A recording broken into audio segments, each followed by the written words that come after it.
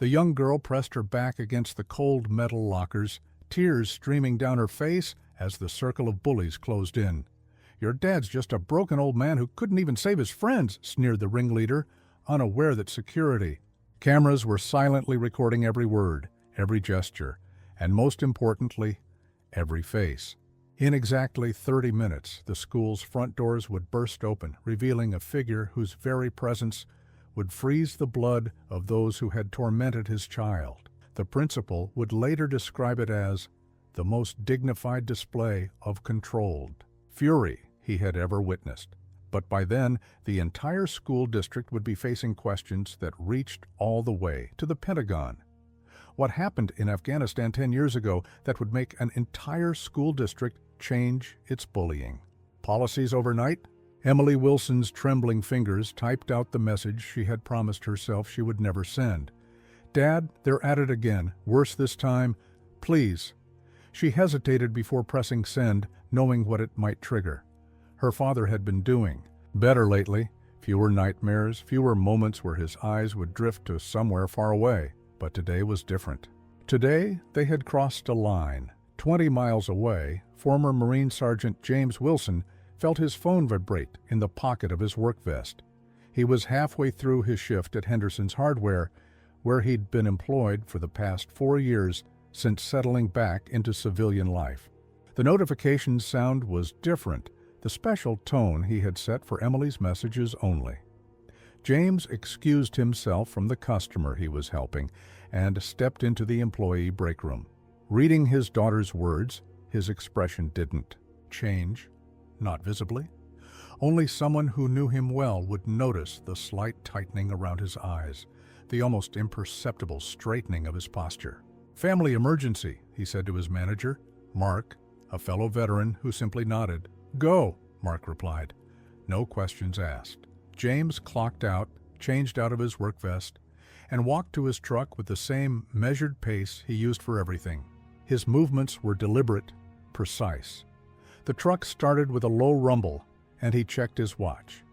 2:15 p.m. Lincoln High School was exactly 27 minutes away without traffic. He didn't speed, didn't race, didn't slam his hands against the steering wheel or curse into the empty cab of his truck. Instead, James Wilson drove exactly 5 miles per hour over the speed limit, took the most efficient route possible, and used the time to prepare. Emily had told him about the bullying 3 months ago, about Jason Mercer and his friends, about their comments regarding her father, their mockery of his limp, their crude jokes about broken soldiers.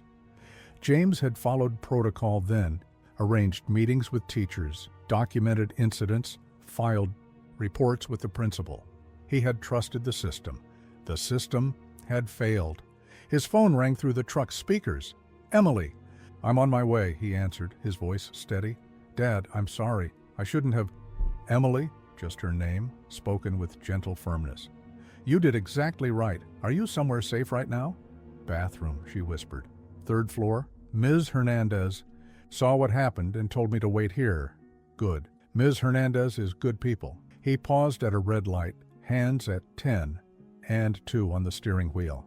"I'll be there in 18 minutes. You stay with Ms. Hernandez if you can. If not, go to the counselor's office." "They said things about Afghanistan," Emily's voice cracked. "About what happened to you and your friends. How did they even know about that?" James felt a cold weight settle in his chest. The classified operation. Details weren't public, but rumors always circulated. Small towns had long memories, and Lincoln was no exception. "It doesn't matter what they think they know," he replied, turning onto the highway on-ramp. "What matters is that it stops today." The light on his dashboard clock read 2:24 p.m., 16 minutes until he would arrive at Lincoln High School. 16 minutes for the school administration to handle this situation appropriately, as they had promised they would after the last incident. James Wilson didn't make threats, didn't raise his voice, didn't demand retribution. That wasn't who he was, not anymore. But as he drove toward his daughter, he made a silent promise. This would be the last time Emily would need to send that message. The Marine Corps had taught him many things: patience, strategy, how to assess a situation, how to implement an effective response, and most importantly, how to follow through. Today, Lincoln High School would learn what that meant. 7 years earlier, the town of Riverdale had lined Main Street to welcome home their wounded hero. Banners hung from storefronts. "Welcome home, Sergeant Wilson," signs dotted front yards. The high school band played as James Wilson, leaning heavily on a cane, made his way down the parade route. Emily, then just 10 years old, had clutched her father's free hand, beaming with pride despite not fully understanding why her dad walked differently now, or why he sometimes stared into nothing for long minutes. "My daddy saved people," she'd tell anyone who would listen. The adults would smile, pat her head, thank James for his service. In those early days, casseroles appeared regularly on their doorstep. Neighbors offered rides to medical appointments. The local VFW inducted him with ceremony. James had tried to decline much of the attention. "I was just doing my job," he'd say, uncomfortable with being singled out when so many of his brothers hadn't come home at all. The whispers started 3 months after his return. "PTSD," they said. "Not the same man who left. Shame about his team. 6 men lost. I heard he froze up. That's why they all died." The rumors were nowhere near the truth, but James couldn't correct them. The operation remained classified. All he could do was endure the speculation, the sideways glances, the slow withdrawal of the community that had once celebrated him. By the time Emily started middle school, the casseroles had stopped. The invitations dwindled. James focused on rehabilitation, on finding work that his injuries would allow, on being there for his daughter after her mother decided military life, even post-military life, wasn't what she had signed up for. The nightmares were the worst in those middle years. James would wake drenched in sweat, the echo of gunfire and shouts still ringing in his ears. Sometimes he'd cry out names that Emily didn't recognize: Martinez, Cooper, Ramirez, Jackson, Williams, Chen. On the worst nights, Emily would find him sitting on the back porch at 3 in the morning, staring into the darkness. His breathing carefully controlled. "Bad dream, Daddy?" she'd ask, and he would just nod. She learned to make him tea, learned to sit quietly beside him until his breathing evened out, learned not to ask about the names or the sounds that woke her when she was 12. Emily found the medals locked in his desk drawer while searching for school supplies. Bronze Star with V device, Purple Heart, others she didn't recognize. She'd asked about them at dinner. "Just doing my job," he'd said, the same response he always gave. But later that week, he'd taken her for ice cream and explained in simple terms what each medal meant. Not the classified details, but enough for her to understand. Her father had shown exceptional courage under fire, had been wounded protecting others, had continued the mission despite his injuries. It became their secret bond. Emily never bragged about the medals at school, never contradicted the whispers she sometimes overheard from parents at school functions. She just knew the truth. Her father was a hero, whatever anyone else might say. By the time James found work at Henderson's Hardware, most of Riverdale had moved on to other stories, other dramas. The wounded warrior was old news. He became just another fixture in town, the limping man who could tell you exactly which screw you needed for any home project, who always carried a small notebook in his shirt pocket, who never raised his voice. Only a few people knew he still attended therapy twice a month at the VA clinic 40 miles away, that he meticulously wrote in a journal every night, a technique his therapist had suggested, that he checked the locks 3 times before going to bed, that he positioned his bed to face the door, never the window. The broken warrior, they called him, behind his back, the man who couldn't save his team, but to Emily, he was just Dad. The man who never missed a parent-teacher conference, who helped with homework at the kitchen table, who taught her to change a tire and throw a punch, though he hoped she'd never need the latter, who somehow always knew when she was upset, even when she tried to hide it. James Wilson had rebuilt his life piece by careful piece, with Emily at the center of it all. The jeers of ignorant teenagers wouldn't destroy what had taken years to construct, but they would learn that broken did not mean defeated. Lincoln High School prided itself on its zero-tolerance bullying policy. The colorful posters plastered throughout the hallways declared it a bully-free zone. The student handbook dedicated 3 full pages to the reporting procedures and consequences. The principal, Dr. Richard Tanner, cited their anti-bullying initiatives in every speech to parents. It was all for show. Emily Wilson had learned this the hard way over the past 4 months. Her first report had been met with sympathy, but little action. "We'll talk to them," the vice principal had promised. The bullying stopped for exactly 2 days before resuming, more subtle, but equally cutting. Her second report resulted in a single after-school detention for Jason Mercer.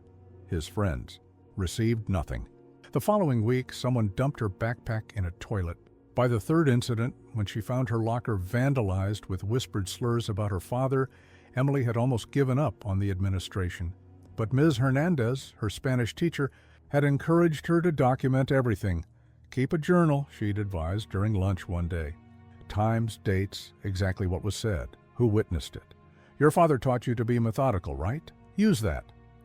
Ms. Hernandez had served in the Army before becoming a teacher. She understood what the others didn't, that military kids faced. Unique challenges, that the whispers about James Wilson affected his daughter in ways the school refused to acknowledge. Principal Tanner had a different perspective. During Emily's most recent meeting with him, he leaned back in his chair and sighed. "These are just normal teenage conflicts, Emily. Jason's father is on the school board. He's a third-generation Riverdale business owner. I'm sure the boys don't mean any real harm." What he didn't say, but Emily heard anyway. "Your father is the odd one out, the broken soldier with the questionable past. We're not going to rock the boat for you." Lincoln High had a hierarchy, unstated but rigid. The children of the town's founding families, like Jason Mercer, sat at the top. The kids of the working class filled the middle ranks.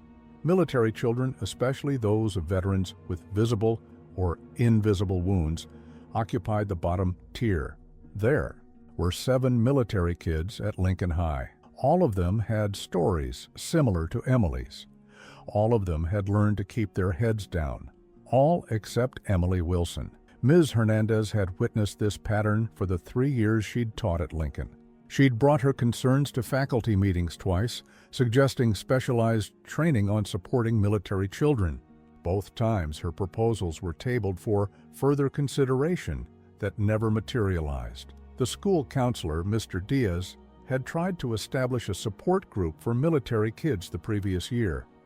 The administration had denied the request, citing limited resources and concerns about singling out students. The truth was simpler. Lincoln High served the interests of families like the Mercers, who viewed military families as transient outsiders regardless of how long they'd lived in. Riverdale, Jason Mercer had learned his attitudes at home. His father, Councilman Robert Mercer, had been vocal at town meetings about the drain on resources from veterans' services. When James Wilson had first returned home wounded, Robert Mercer had been among the first to question the circumstances of the mission that had left 6 Marines dead and Sergeant Wilson permanently injured. "Seems convenient that the only survivor can't talk about what really happened," he'd remarked loudly at the Riverdale diner within earshot of several veterans. The apple hadn't fallen far from the tree. Jason had started targeting Emily within her first week at Lincoln High, somehow instinctively identifying her as vulnerable prey. When he discovered who her father was, the bullying took on a more focused edge. "Did your dad cry when his friends died?" he'd ask when teachers couldn't. "Here, does he wake up screaming? My dad says he probably let them die to save himself." Emily had thrown her lunch tray at him after that comment. She'd been the one reprimanded. As his truck approached the school, James Wilson was unaware of the full extent of the administration's failures. Emily had shared some details but had protected him from the worst, knowing how he blamed himself for the changes in their lives after his injury. What James did know was that he had followed every proper channel, had attended every meeting, had filed every form, had trusted the system to work, and now his daughter was hiding in a bathroom, frightened and alone, while the bullies who tormented her walked free. The system had failed. So now James Wilson would handle it personally, not with violence, not with threats, but with the same methodical precision that had once made him an exemplary Marine, with the same attention to detail that had saved his life when others lost theirs. The time for trusting the system was over. James Wilson's truck pulled into the visitor parking space at Lincoln High School at precisely 2:42 p.m. He sat for exactly 30 seconds, hand still positioned at 10 and 2 on the steering wheel, taking inventory of his surroundings. The brick building loomed 3 stories high, American flag flapping lazily in the spring breeze. A banner announcing upcoming graduation ceremonies hung across the main entrance. Students peered curiously through classroom windows, their afternoon lessons disrupted by the arrival of an unfamiliar vehicle during school hours. James checked his appearance in the rearview mirror. His dark hair was cut short, still maintaining the high and tight style from his service days, now peppered with gray at the temples. His blue Henderson's hardware polo was clean and tucked in. His eyes, the eyes Emily said could go glacier cold when he was angry, revealed nothing. He reached into the glove compartment and removed a small digital recorder, slipping it into his shirt pocket. Then he took his cane from the passenger seat, not because he couldn't walk without it, but because bad weather made his leg ache, and storm clouds had been gathering all afternoon. The security buzzer sounded harsh and electronic as James pressed it. A camera swiveled toward his face. "Lincoln High School, how can I help you?" The voice crackled through the intercom. "James Wilson. I'm here for my daughter, Emily Wilson. There's been an incident." A pause, then the mechanical click of the door unlocking. James entered the school's front office, where 2 secretaries looked up from their desks. Recognition flickered across the older woman's face. "Mr. Wilson," she said, her voice careful, measured. Carol Jennings had been the school secretary for 20 years. She knew every parent, every situation. Emily's father. "Yes? Where is she?"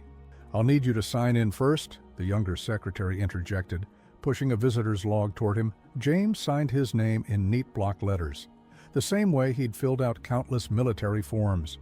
Date, time, purpose of visit, student safety issue. Carol Jennings picked up her phone, murmuring quietly into the receiver. James caught fragments. "Emily Wilson's father. Yes, that one. Should I?" "Understood." The office door opened, and Assistant Principal Vaughn appeared, hand extended, in practiced cordiality. "Mr. Wilson, I understand there's been some trouble today.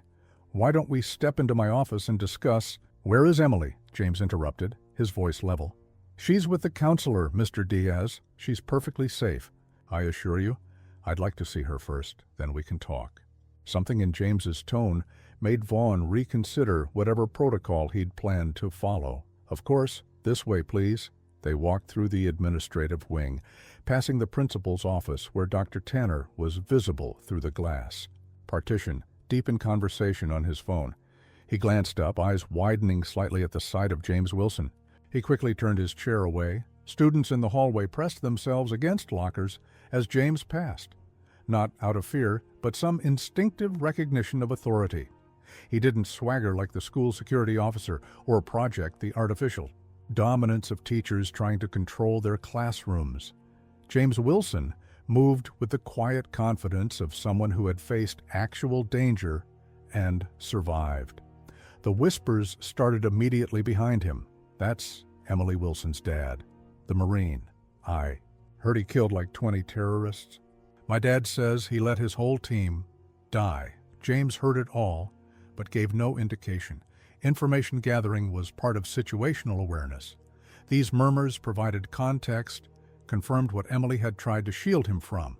They reached the counselor's office, where Emily sat on a worn couch, tissue in hand, eyes red but dry. She looked up, relief washing over her face. "Dad?" Just that one word contained volumes. Gratitude, embarrassment, love. James crossed to her in 4 measured steps, his slight limp barely noticeable. He didn't hug her, not here, not with an audience. Instead, he placed a gentle hand on her shoulder the same way he'd comforted wounded Marines in the field. "You okay?" Emily nodded, her chin lifting slightly. "Wilson Resilience." "Mr. Wilson," the counselor said, extending his hand. "Manny Diaz. I've been working with Emily today after the incident." James assessed the man quickly, mid-30s, earnest. Expression, a Marine's coffee mug on his desk suggesting either service or family connections. Potential ally. "What exactly happened?" James asked, his attention still primarily on his daughter. Before Diaz could answer, the door opened again. Principal Tanner entered, his earlier phone call apparently concluded, followed by a woman James recognized as Ms. Hernandez, Emily's Spanish teacher. "Mr. Wilson," Tanner began, voice pitched in the conciliatory tone of a man accustomed to managing difficult parents. "I understand you're concerned, but I assure you we have the situation well in hand." James turned slowly to face the principal, his hand never leaving Emily's shoulder. "Do you?" he asked quietly. Something in those 2 simple words made everyone in the room go very still. Storm clouds gathered outside the windows, casting the office in premature twilight. Thunder rumbled in the distance. The confrontation had begun. "Perhaps we should discuss this in my office," Principal Tanner suggested, glancing nervously at the counselor's window where students had begun to gather, faces pressed against the glass. "No," James replied simply. "We'll discuss it here, with Mr. Diaz and Ms. Hernandez present." Tanner's smile tightened. "This is a disciplinary matter that requires—" "This is a safety matter," James corrected, his voice still measured, controlled. "My daughter has been harassed repeatedly. Today it escalated to physical intimidation. I want to know exactly what happened, what actions you've taken, and what your plan is to ensure it never happens again." Emily straightened beside her father, drawing strength from his steady presence. "Jason and his friends surrounded me at my locker. They said," she faltered. "They made derogatory comments about your military service," Ms. Hernandez supplied, her expression grave, "about what happened in Afghanistan. They physically blocked Emily from leaving, backed her against the lockers." "And where were the teachers during this?" James asked. "Passing period," Diaz explained. "Ms. Hernandez was the first adult on the scene." "I've written up a full incident report," Ms. Hernandez said, handing a form to James, including direct quotes of what was said. James scanned the document, his expression unchanging even as he read the cruel taunts directed at both his daughter and himself. Only the slight tightening of his fingers on his cane betrayed any emotion. "The security cameras," he said, looking up at Tanner. "This occurred in the main hallway. I want to see the footage." Tanner shifted uncomfortably. "Our policy is that security footage is for administrative use only." "Your policy," James interrupted, "also states that parents have the right to view any evidence related to incidents involving their child. Page 43 of the handbook. I'd like—" "To see the footage now, please." The principal's face flushed. "Mr. Wilson, I understand you're upset, but—" The door burst open, and a red-faced woman in an expensive suit stormed in, followed by a man James recognized immediately, Robert Mercer, town councilman and school board member.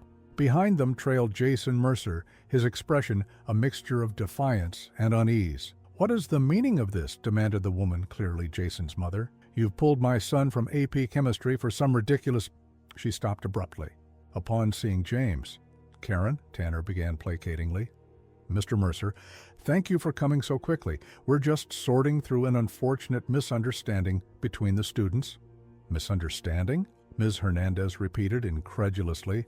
"I witnessed bullying and physical intimidation. There's nothing to misunderstand." Robert Mercer stepped forward, ignoring the teacher. "Wilson," he acknowledged coldly, "I might have known your daughter would be causing problems." James remained perfectly still, studying the man before him, with the same analytical gaze he once used to assess potential threats in combat zones. "Councilman," he replied evenly, "my son says your daughter has been making wild accusations," Karen Mercer stated, placing a protective hand on Jason's shoulder. Just because she can't handle normal teenage banter doesn't mean— Mrs. Mercer, Ms. Hernandez cut in sharply, I personally witnessed your son and 3 other boys surrounding Emily, preventing her from moving freely, while making extremely inappropriate comments about her father's military service. Boys will be boys, Robert Mercer dismissed, with a wave of his hand. If Wilson's daughter can't handle— If you complete that sentence, James said quietly, you will regret it. The room went silent. There was no threat in James's tone, no raised voice, no aggressive posture, just absolute certainty. Robert Mercer, accustomed to being the most powerful person in any room, faltered momentarily before recovering. Are you threatening me, Wilson? No, I'm simply stating a fact. James turned to Tanner. The security footage, please. Now. The principal hesitated, caught between the formidable presence of James Wilson and the political influence of Robert Mercer. I think that's an excellent idea, came a new voice from the doorway. Everyone turned to see a uniformed police officer standing there, notepad in hand. Officer Sarah Chen, school resource officer. I'd like to see that footage as well. The crowd in the hallway had grown. Students pressed against each other for a better view. Teachers attempted to disperse them without success, and now, pushing through the throng, came the parents of other students involved in the incident. What's going on? Why was my son pulled from class? Demanded a burly man in a business suit. More voices joined the chorus. The counselor's small office was quickly becoming overcrowded, tensions rising with each new arrival. Through it all, James Wilson remained a center of calm, his hand still resting protectively on Emily's shoulder, his eyes never leaving Principal Tanner's increasingly panicked face. The footage, James repeated as thunder cracked outside, closer now. And then I want to talk about the other incidents, all of them. Every report Emily has filed since September that you've ignored. Robert Mercer's face darkened. Tanner, I'd advise against showing any footage without proper legal— Actually, sir, Officer Chen interjected, in cases of reported bullying or harassment, school policy and state law both permit parental access to relevant evidence. She smiled thinly. I've been advocating for stricter enforcement of anti-bullying measures at Lincoln High for some time now. The storm had arrived, both literally and figuratively, at Lincoln High School. The conference room was silent, except for the steady drumming of rain against the windows and the soft hum of the television monitor. On screen, the security footage played with crystal clarity. Emily at her locker, the group of boys approaching. Surrounding her, one of them, Jason Mercer, leaning in close, his face twisted in a sneer. Though there was no audio, his aggressive posture was unmistakable. Principal Tanner had reluctantly relocated the growing confrontation to the school's largest conference room. Present now were the Mercers, the parents of the 3 other boys. Involved, Officer Chen, Ms. Hernandez, Mr. Diaz, Assistant Principal Vaughn, and the Wilsons. James sat beside Emily, his posture military straight, but relaxed, watching the footage without visible reaction. Emily's eyes remained fixed on her lap, her face flushed with embarrassment as her private humiliation played out before an audience. On screen, Ms. Hernandez appeared, her intervention swift and authoritative. The boys dispersed, laughing, while Emily was led away, visibly shaken. As you can see, Tanner said as the footage ended, there was an unfortunate interaction, but Ms. Hernandez handled the situation appropriately.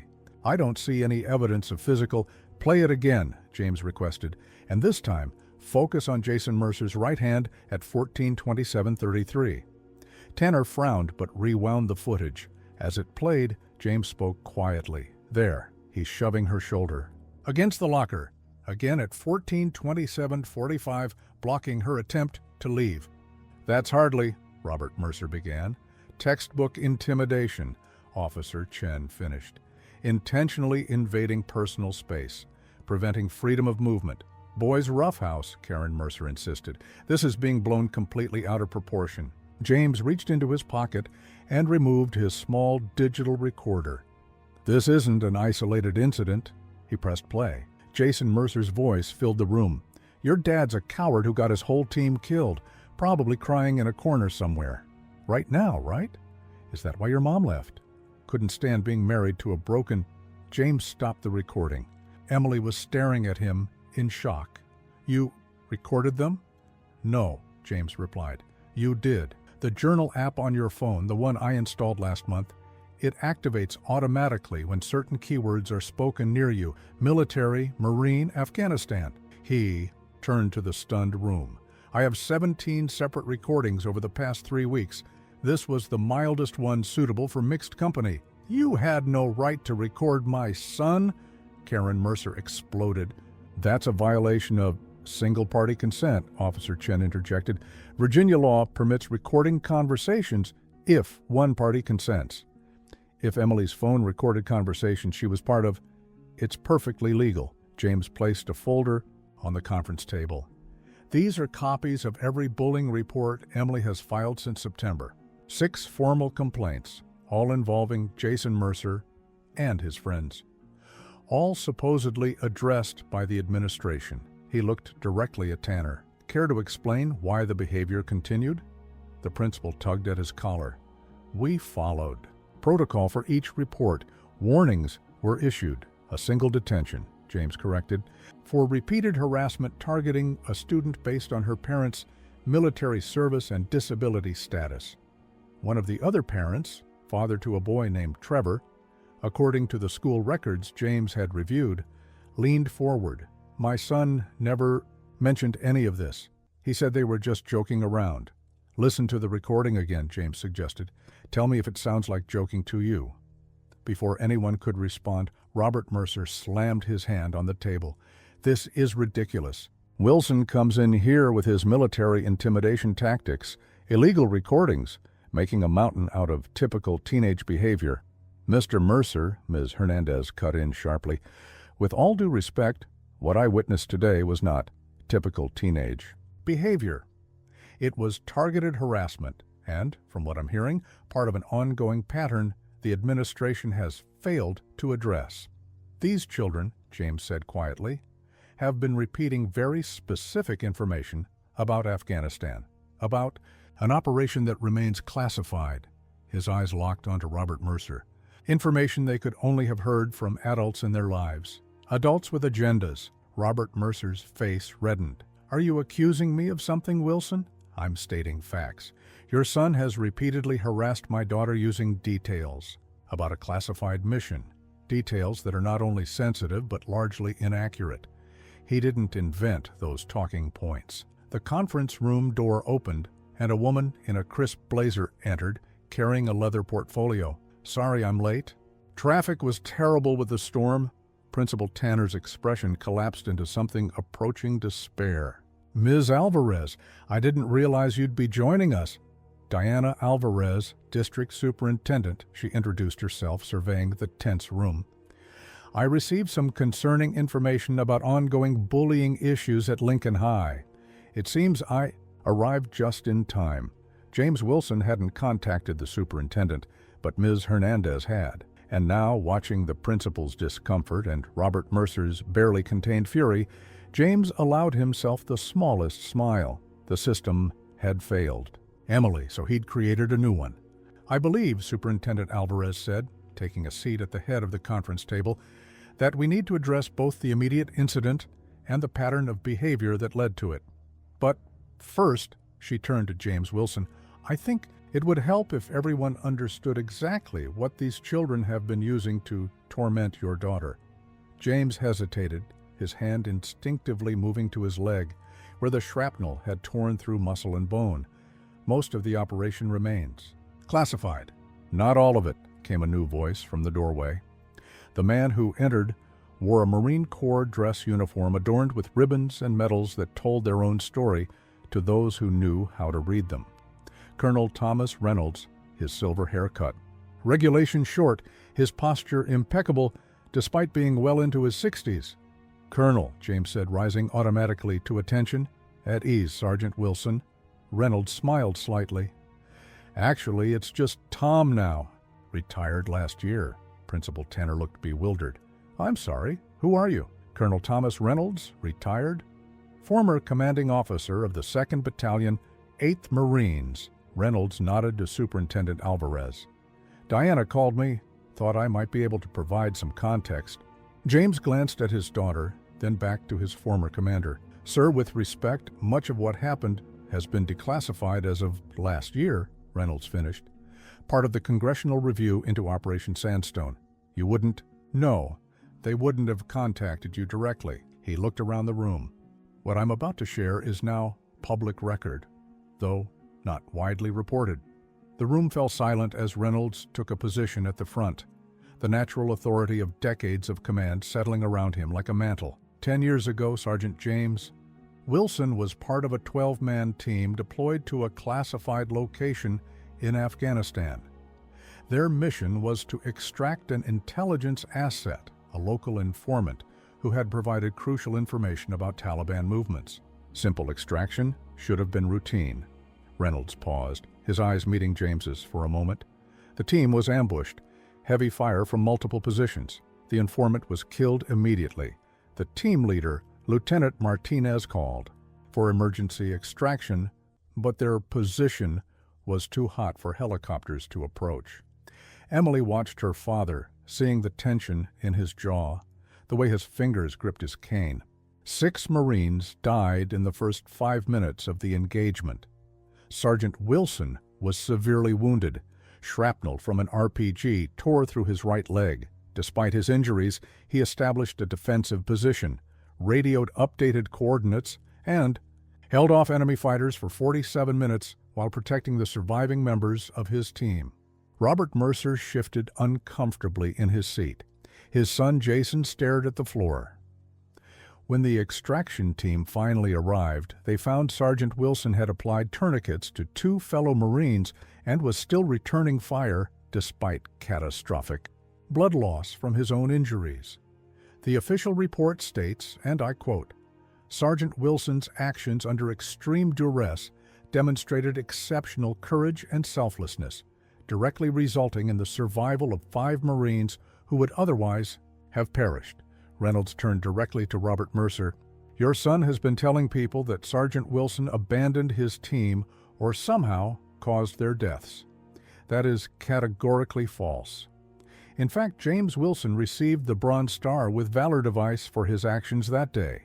He nearly died saving his brothers in arms." The room was silent except for the continued drumming of rain against the windows. "Why?" Emily's voice was small but clear in the quiet room. "Why didn't you ever tell me, Dad?" James looked at his daughter, his expression softening. "You were 10.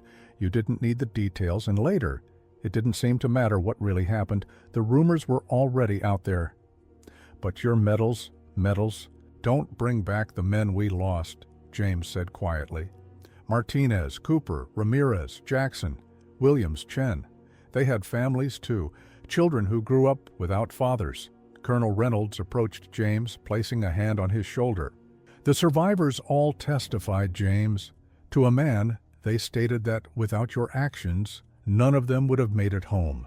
You have nothing to be ashamed of." Robert Mercer's face had drained of color.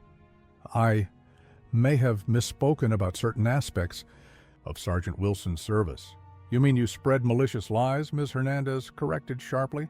"I spoke based on information I had at the time," Mercer insisted, though his usual confidence had evaporated. "Information from where?" Colonel Reynolds asked.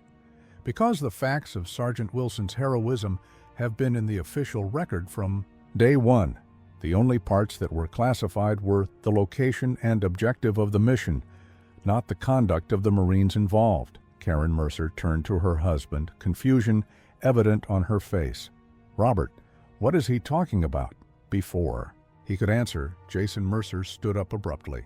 "You told me he got his whole team killed because he panicked," he said to his father, his voice cracking. "You said he was a disgrace to the uniform." The room went very still. Robert Mercer's face flushed deep red. "I never," he began, but Jason cut him off.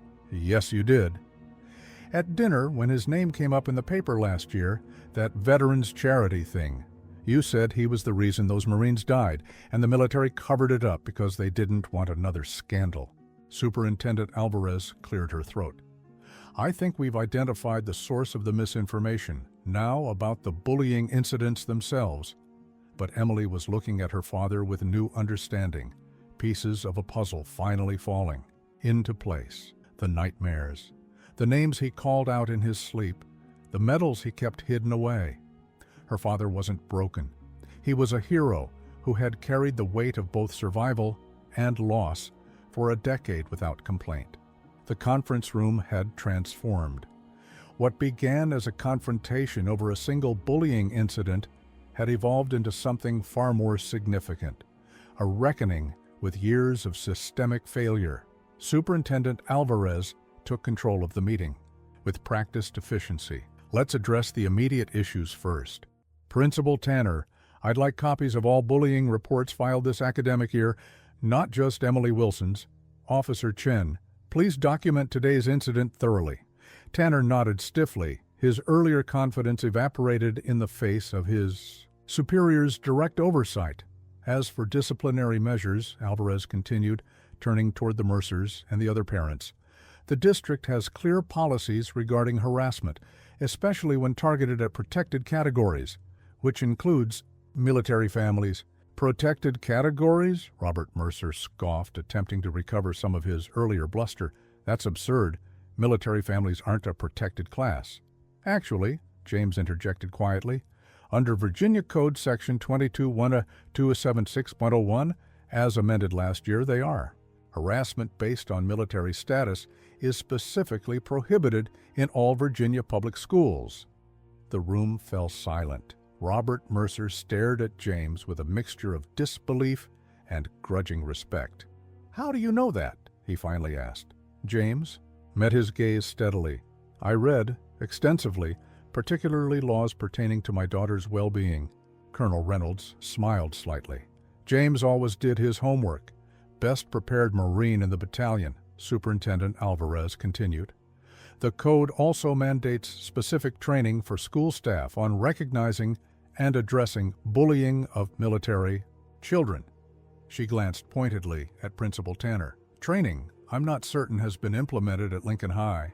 We've been meaning to schedule, Tanner began. It was proposed twice, Ms. Hernandez interrupted. I submitted formal requests last fall and again in January. Both were denied due to budgetary constraints. Alvarez made a note in her portfolio. Consider it scheduled now for all staff before the end of the month. James watched the proceedings with quiet satisfaction. The system was finally working, not because he had followed the rules, but because he had forced accountability. One of the other parents, mother to a boy named Alex, raised her hand tentatively. I want to apologize to Emily and Mr. Wilson. We had no idea this was happening. Alex told us everything was fine at school. Other parents murmured similar sentiments with varying degrees of sincerity.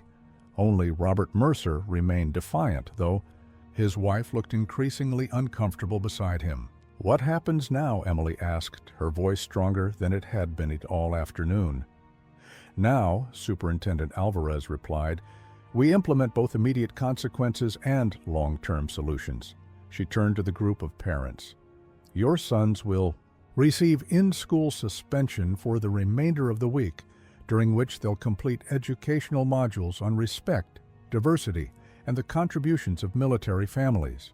Robert Mercer opened his mouth to protest, but Alvarez continued before he could speak. Additionally, they'll write formal letters of apology to Emily, and each will complete 30 hours of community service with a veterans organization. Her tone made it clear these terms were non-negotiable. Further incidents will result in more severe consequences, up to and including expulsion. James nodded slightly, satisfied with the approach. It wasn't about punishment. It was about education and restoration. As for systemic changes, Alvarez continued, I'll be conducting a full review of Lincoln High's bullying prevention protocols. We'll be implementing mandatory training as mentioned and establishing a specialized support group for military children. Mr. Diaz, the counselor, perked up at this. I proposed that program last year. Yes, I saw the proposal in the district. Files, it was excellent. Consider it approved effective immediately. The rain had slowed to a gentle patter against the windows. The storm, both literal and figurative, was beginning to pass. One more thing, James said, his voice cutting through the momentary quiet. "The broader issue of how military families are perceived in Riverdale needs to be addressed." Colonel Reynolds nodded. "I agree. The misinformation about James's service didn't originate with these boys. It's been circulating in the community for years, unchallenged." Robert Mercer shifted uncomfortably in his seat. "I may have repeated certain rumors, but I never intended—" "Intent doesn't erase impact," James interrupted calmly. "These children learned to disrespect veterans from somewhere." Superintendent Alvarez made another note. "I believe in educational assembly for the entire student. Body would be appropriate. Colonel Reynolds, would you be willing to speak?" The retired Marine nodded. "I'd be honored. And I know several of the men whose lives James saved would be eager to participate as well." Emily looked up at her father, a question in her eyes. James understood immediately what she was asking. "I'll participate too," he said quietly. "It's time." As the meeting began to wind down, with action items assigned and follow-up procedures established, Jason Mercer rose from his seat. The teenage bravado had vanished, replaced by genuine discomfort. He began, looking at Emily, then quickly, dropping his gaze, "I'm sorry, what we did, it wasn't right." The apology was awkward, imperfect, but appeared sincere.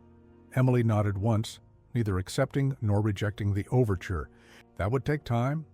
James watched the interaction with measured optimism. Systems didn't change overnight. People rarely did either. But this was a start. What had begun as one father's intervention on behalf of his daughter had exposed deeper issues within the school and community. The ripples would continue to spread long after today's confrontation ended. James Wilson had gone to war for his country. Now he had gone to battle for his daughter. Both fights, in their own way, had been about protecting something precious, something worth defending at all costs. And in both cases, James Wilson had prevailed. News travels fast in small towns. By the following morning, the events at Lincoln High School had spread throughout Riverdale. James Wilson's confrontation with the school administration and Robert Mercer's public humiliation were the primary topics of conversation at the town's diners, gas stations, and grocery stores. Emily had been nervous about returning to school, but James had assured her that staying home would only delay the inevitable. "Face it head on," he'd advised over breakfast. Just like we discussed. When James dropped her off, he noticed several parents watching from their vehicles, their expressions a mixture of curiosity and something that looked almost like respect. The school resource officer, Chen, stood visibly at the entrance, making her presence known. As Emily walked toward the building, a girl she recognized from her English class fell into step beside her. "Is it true?" the girl asked. "Your dad was a war hero and nobody knew?" Before Emily could respond, Ms. Hernandez appeared at her side. "Let's get to class, ladies. Plenty of time for conversations later." Inside, Emily found a different atmosphere. Students who had previously ignored her now nodded in greeting. Teachers made a point of checking in with her. Jason Mercer and his friends were conspicuously absent, serving their in-school suspensions in the library, according to the whispers that followed her down the hallway. Meanwhile, across town, James Wilson arrived at Henderson's Hardware to find his manager, Mark, waiting with a knowing smile. "Heard you caused quite a stir yesterday," Mark said, handing James his work vest. James shrugged, just looking out for Emily. "Tom Reynolds called me last night," Mark continued, surprising James. "Said you finally let the truth come out about Afghanistan." "Some of it," James conceded, uncomfortable with the attention. Mark nodded, understanding the reluctance. "Well, just so you know, the VFW is behind you. So are the guys from American Legion Post 117. Reynolds is organizing something," James groaned inwardly. This was exactly what he'd always avoided, becoming the center of attention, having his service dissected and discussed by the town. "I don't need," he began. "It's not about what you need," Mark interrupted gently. "It's about what those kids need, the ones like Emily, the ones who've been pushed around because their parents served, Before James could respond, the store phone rang. Mark answered, listened for a moment, then held it out to James. "It's for you. Diane Miller." James took the phone with a frown. Diane Miller was the mother of a Marine who'd served under him in Afghanistan, one of the men he'd saved. "James," her voice was warm with emotion, "I just heard from Kevin what happened at the high school, about that Mercer man spreading lies about you all these years." "It's not important," James replied automatically. "The hell it isn't," Diane said fiercely. "My son is alive because of you. He told me everything after the classification was lifted last year, but he said you didn't want people making a fuss." James shifted uncomfortably, aware of Mark watching him. "That's right." "Well, I respected that. We all did. But now, after what they did to your daughter, no more hiding, James." Her voice softened. "Kevin's flying in tomorrow, says he needs to set the record straight." By lunchtime, James had received 4 more calls, all from families of Marines who'd served with him, all expressing support, all mentioning relatives who were coming to town. The system that had once failed Emily was now responding in unexpected ways. People were stepping forward, offering their support, no longer willing to remain silent. After work, James drove to the school to pick up Emily. He found her waiting outside with Mr. Diaz and 3 other students, all from military families, he realized.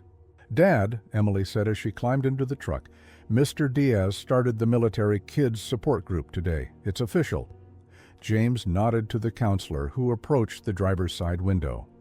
"We had 10 students show up," Diaz explained, "more than I expected for the first meeting." The superintendent fast-tracked the approval. "Thank you," James said simply. "No, thank you," Diaz replied. "This should have happened years ago. Sometimes it takes someone willing to fight to make change happen." As they drove home, Emily was more animated than James had seen her in months, describing the support group, the changed attitudes of her teachers, the tentative friendships forming with other military kids. "Taylor's dad was in the Army," she explained, referring to one of the girls from the group. "He lost his leg in Iraq. She said she's been dealing with the same stuff I have. People making comments, not understanding." James listened, realizing that in protecting Emily from his past, he had inadvertently isolated her from a community that could have supported her all along. When they arrived home, they found a casserole on the front porch with a note, "From the Miller family, with deepest gratitude." It was the first of many that would appear in the coming days. That evening, as Emily did her homework at the kitchen table, James received a call from an unknown number. "Sergeant Wilson? This is Captain Sarah Rodriguez, Pentagon Public Affairs. Office." The woman's voice was crisp, professional. "We've received several calls regarding your situation in Riverdale. Colonel Reynolds has been quite persistent." James closed his eyes. "Ma'am, with all due respect, this isn't necessary." "Actually, Sergeant, I think it is. The Secretary believes your case highlights ongoing issues with how military families are integrated into civilian communities post-service. He's interested in using Riverdale as a case study for a new initiative." The wheels were in motion now, far beyond anything James had intended when he'd driven to the school the previous day. What had begun as one father standing up for his daughter was evolving into something that would affect military families across the country. Allies were emerging from unexpected places, turning the tide of public opinion, challenging long-held misconceptions about veterans and their families. For the first time in years, James Wilson wasn't fighting alone. 3 days after the confrontation at Lincoln High, James Wilson arrived at work to find a news van parked outside Henderson's Hardware. "They've been here since we opened," Mark told him, looking uncomfortable. "Reporter from Channel 5 in Richmond. Says she wants to talk about what happened at the school." James shook his head. "Not interested." "Figured you'd say that," Mark replied with a knowing smile. "Told her as much. She left her card, though." He slid a business card across the counter. "Said it's not just about the bullying anymore. There's a bigger story." James pocketed the card without looking at it and went about his day, helping customers, restocking shelves, keeping his head down. But by lunchtime, his phone had accumulated 6 voicemails from different news outlets. At the high school, Emily was experiencing similar attention. A local newspaper reporter had been turned away at the front office. Students with parents in the media were suddenly interested in sitting with her at lunch, asking pointed questions about her father's military service. "It's weird," she texted James during passing period.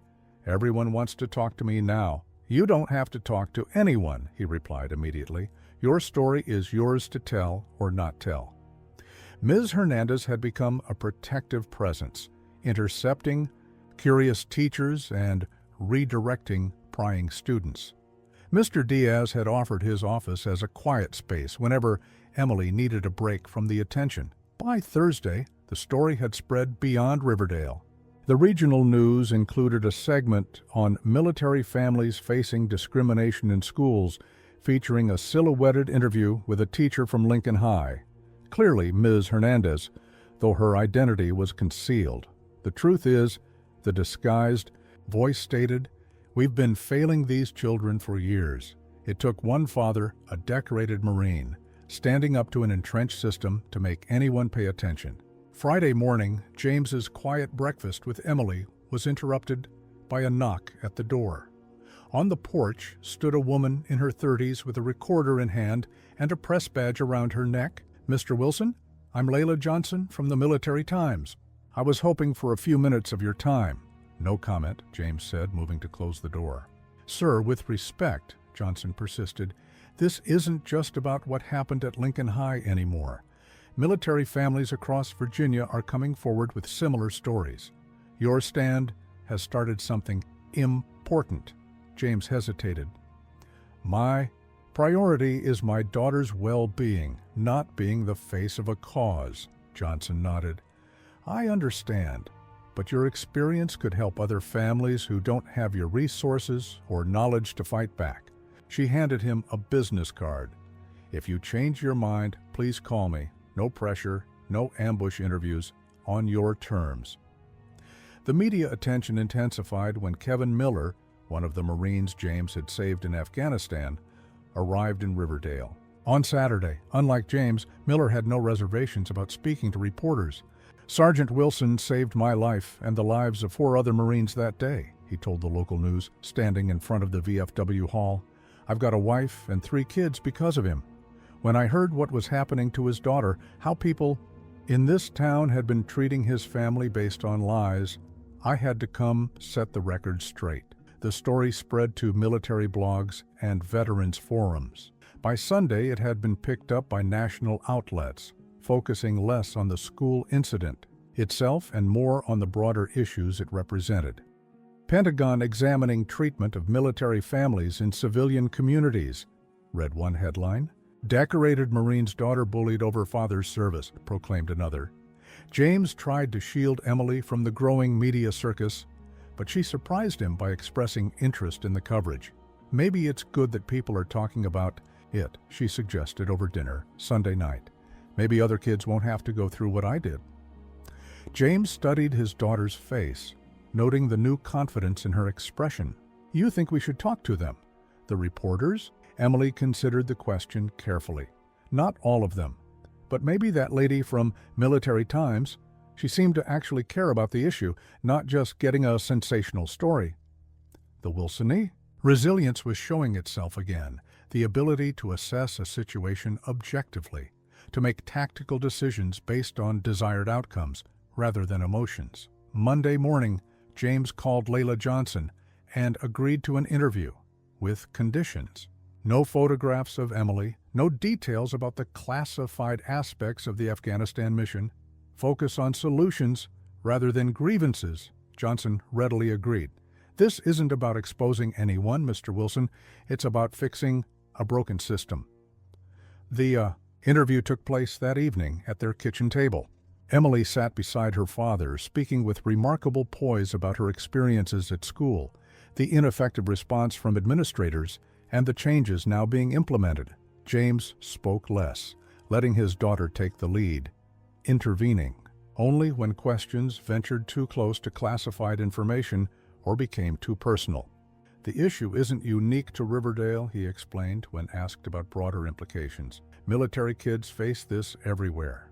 They move frequently, they worry about deployed parents, they deal with the aftermath when those parents come home. Changed. The least we can do is ensure they're protected from harassment based on their family's service. After Johnson left, Emily seemed lighter somehow, as if sharing her story had lifted a weight she'd been carrying. "Did I do okay?" she asked. James nodded, a rare smile softening his features. "You did better than okay. I'm proud of you." The article would appear in the Military Times the following week, thoughtful and measured, focusing on policy changes and best practices rather than villainizing individuals.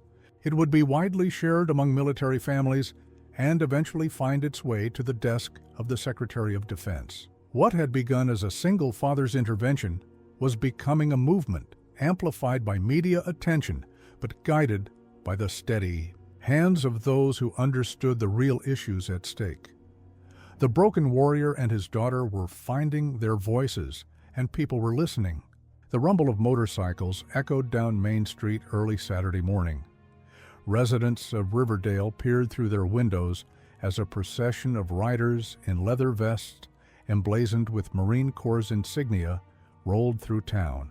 Leading the group was Kevin Miller, his prosthetic leg customized with USMC emblems visible as he navigated his Harley. They converged on the small park across from the VFW hall, where a folding table had been set up with coffee and donuts.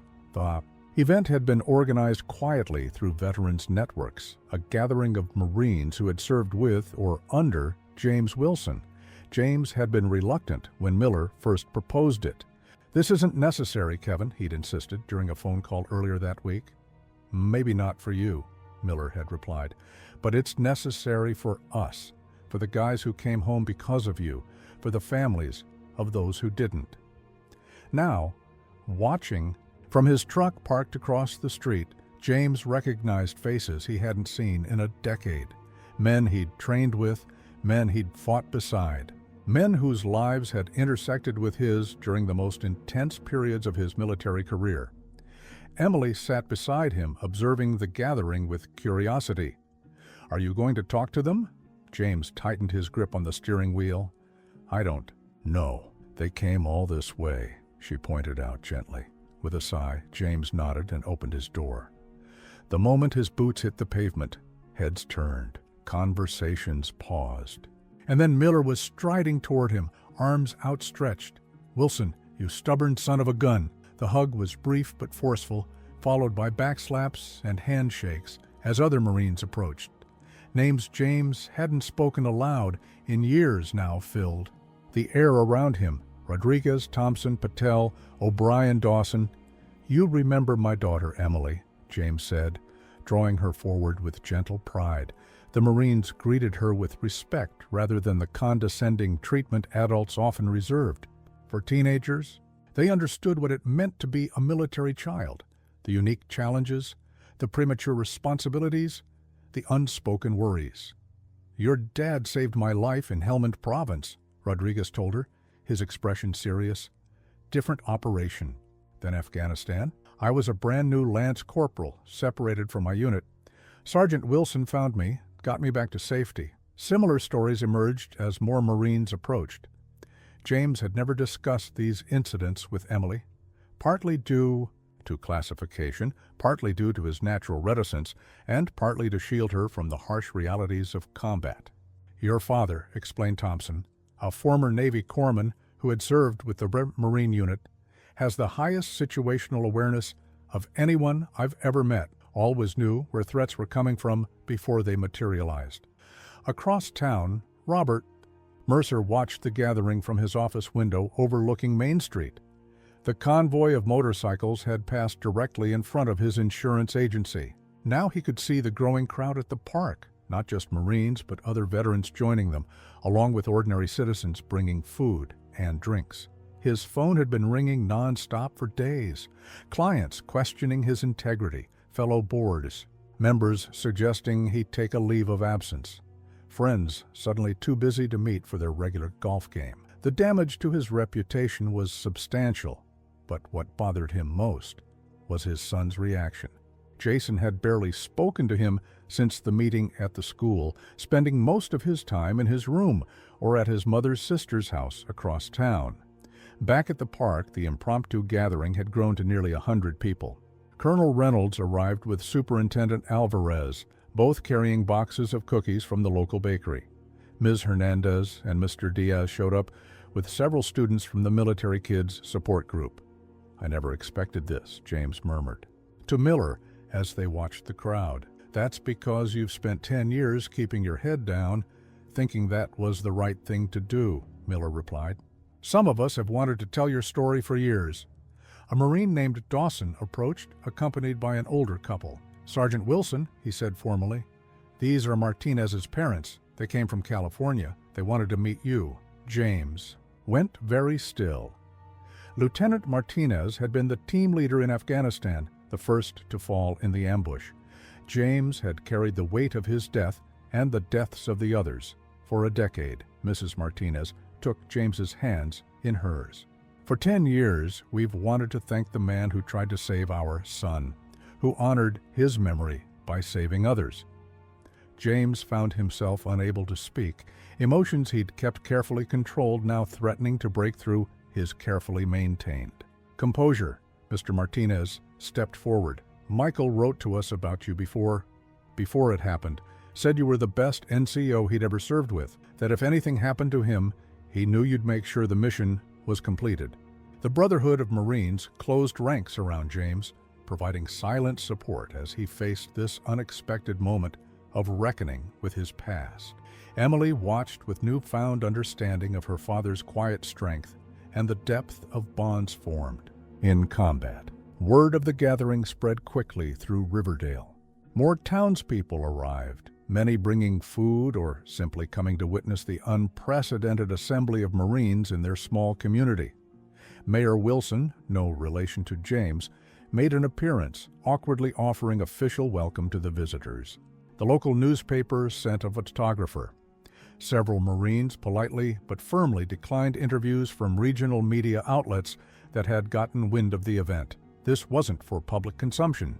This was something more sacred, a long-delayed homecoming for a Marine who had never truly been welcomed back, a recognition of sacrifices that had gone unacknowledged, a restoration of honor that had been unfairly questioned.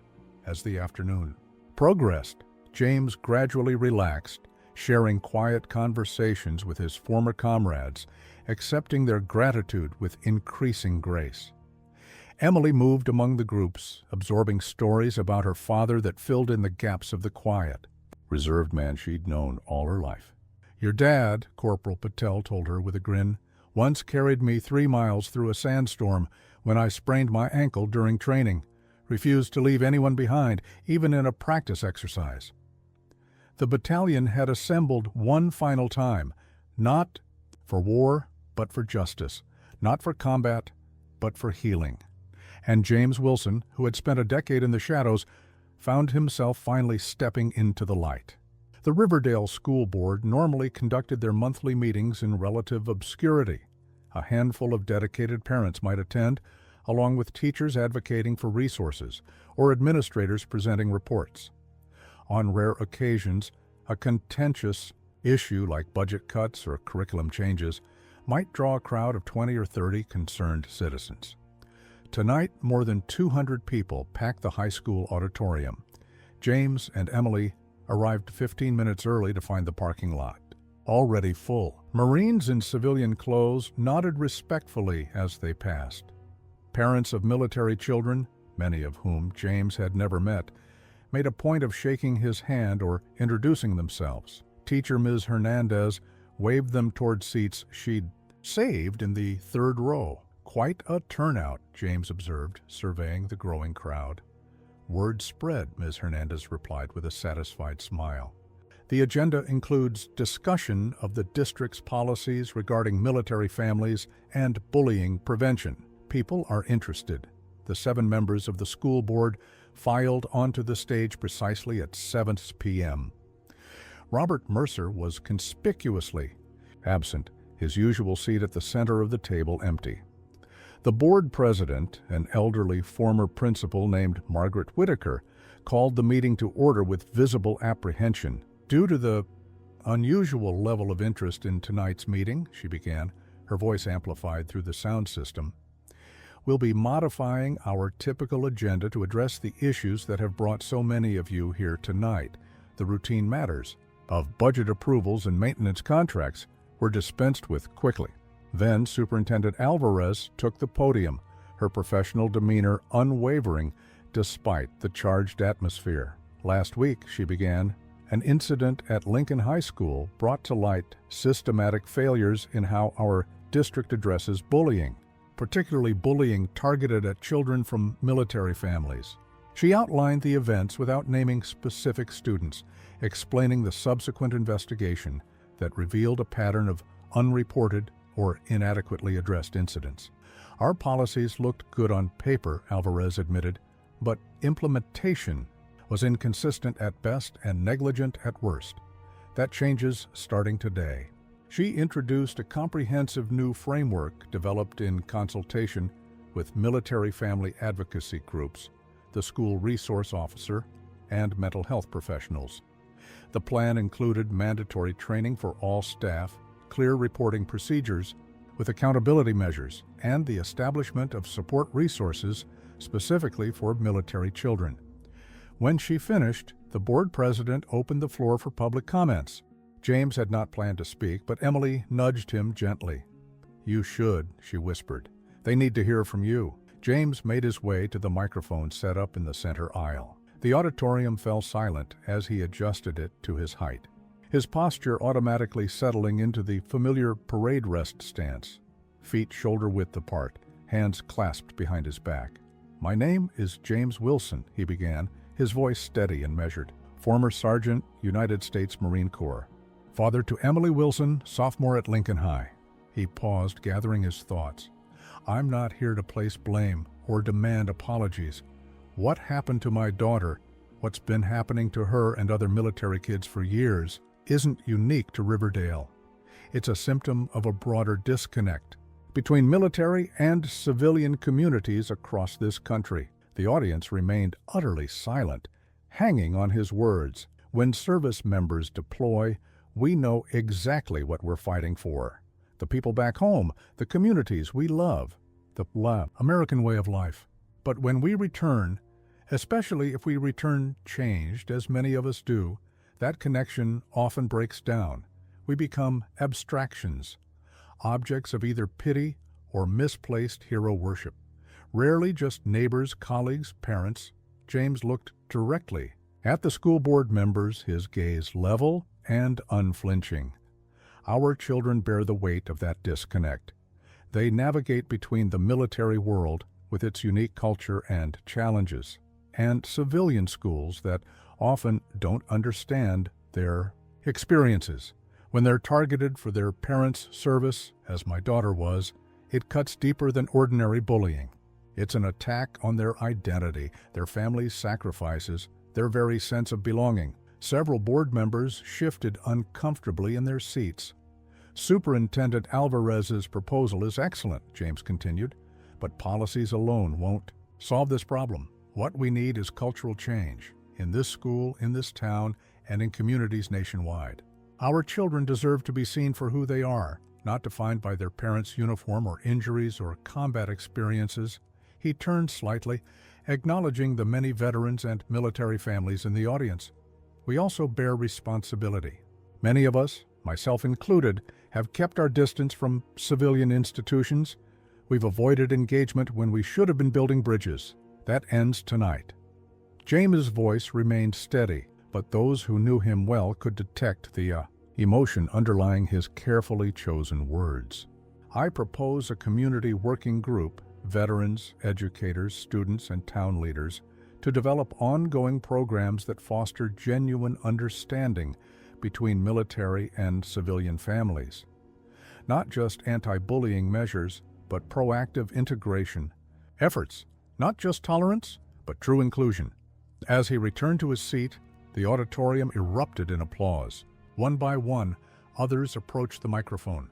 Parents of military children describing similar experiences, teachers admitting they'd been ill-equipped to address the unique needs of these students, veterans offering to mentor or provide classroom. Presentations about military service. Most surprising was Jason Mercer, who stepped nervously to the microphone after several others had spoken. "I'm the one who bullied Emily Wilson," he admitted, his voice cracking slightly. "I'm not asking for forgiveness. What I did was wrong. I believed things about Sergeant Wilson that weren't true, things I heard from adults I trusted." The teenager paused, visibly gathering his courage. "I'm serving my suspension and doing my community service at the VFW. I've learned more in the past week about what military families go through than I knew in my whole life. I just wanted to say publicly that I'm sorry and I'm committed to changing." Emily, sitting beside her father, watched Jason with a mixture of wariness and grudging respect. True redemption would require more than words, but his willingness to speak publicly was a meaningful start. As the meeting continued, the broad outline of a new approach emerged, not just policy changes, but a fundamental shift in how Riverdale viewed and supported its military families. For the first time since returning from Afghanistan, James Wilson felt fully present in his community, not as the broken warrior on the periphery, but as a leader with a voice that deserved to be heard. The changes at Lincoln High School began immediately. The morning after the school board meeting, Principal Tanner's office door remained closed, a substitute administrator taking his place. By lunchtime, rumors circulated that he had been placed on administrative leave pending review of his handling of bullying complaints. The first visible sign of the new approach appeared in the form of posters throughout the hallways, not the generic anti-bullying messages that had hung there before, but specific information about military families, their contributions, and the unique challenges they faced. QR codes linked to resources and reporting tools. Mr. Diaz's Military Kids Support Group received official recognition and a dedicated meeting space. What had begun as an informal gathering now had a budget, resources, and administrative backing. But the most significant change was invisible to most: a complete overhaul of the reporting and response procedures for bullying incidents. Superintendent Alvarez had implemented a transparent tracking system that documented every complaint, the actions taken, and the resolution. Parents received regular updates. Follow-up was mandatory rather than optional. It's called accountability. Ms. Hernandez explained to her Spanish class when a student asked about the principal's absence, and it's long overdue. Emily noticed the shift in atmosphere immediately. Teachers who had previously looked away when Jason and his friends made comments now intervened proactively at the first sign of inappropriate behavior from any student. The school resource officer, Chen, maintained a visible presence in hallways during passing periods.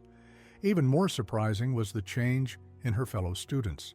The bullying had stopped completely, partly due to Jason and his friends serving their suspensions, but also because other students were beginning to understand the impact of their words and actions.